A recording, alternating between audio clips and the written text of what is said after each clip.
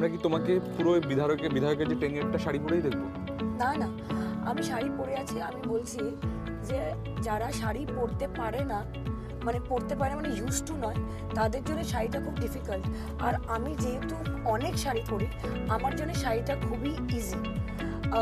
শাড়ি কিন্তু আপনি যদি ভাবেন যে আমার জন্য এই যে কটন লিনেন শাড়িটা ইজ ইজিয়ার। আমি জিন্স পরি, টি শার্ট পরি। ধরো তুমি একটা কোথাও যাবে ইনভিটেশনে, একটা ওয়েডিং ইনভিটেশন, শাড়ি, শাড়ি।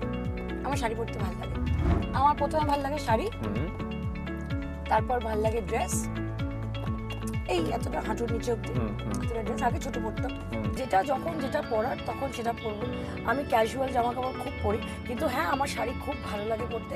এক, আমাকে খুব ভালো দেখতে লাগে শাড়িতে।